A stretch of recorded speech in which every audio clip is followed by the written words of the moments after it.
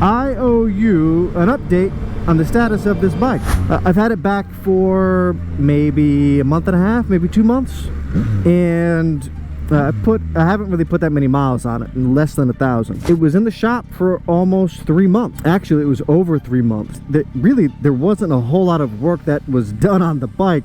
And that's largely because, like, the week that I dropped this bike off, the warranty representative at the shop that I go to quit. So there was nobody processing warranty claims. So the process, which was fairly simple, took an exorbitant amount of time.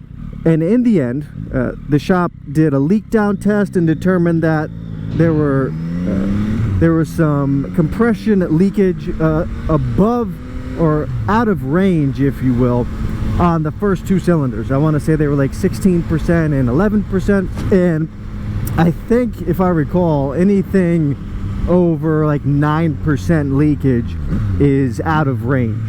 Again, I'm not a mechanic, so if there's anybody that's watching this, like, let me know, like, what is the actual range? Does it need to be 0, or is there some tolerance? I don't know, but I was told that there's a tolerance, and the first 2 cylinders were well outside of that range. So eventually they sent that report to Yamaha, and Yamaha's recommendation as a first step was to run some ring cleaner through the oil to see if that got the compression ratios back into, or the leak down test back into proper range. If that didn't work, Yamaha's next suggested step would be to then pull the head, replace the head gasket, and replace the rings. Now, I'm not sure if they would do one of those first, like replace the head gasket, then replace the rings, or if they would have had the shop do both of them at the same time. I don't know, because we didn't make it that far. The shop ran some ring cleaner through the oil, which is essentially just an additive, and they ran the bike for a bit, retested the compression at each cylinder, and the leak down test came back with all of the cylinders back within normal range. And that was really the long and short of it. Well, that's the short of what was a long process for very little action to actually take place.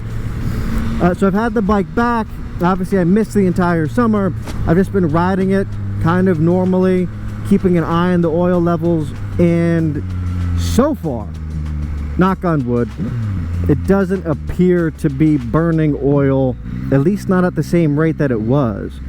And I'm going to continue keeping an eye on the oil on the site, and hopefully it stays that way. I have warranty for another like 6 months, so if there is an issue, I am going to bring it back, and who knows, maybe I'll go for the updated MT09 that comes out next year. Now, I just put out a video that you can watch here talking about why you may want to wait to buy the updated version of the MT09. I may or may not follow my own advice.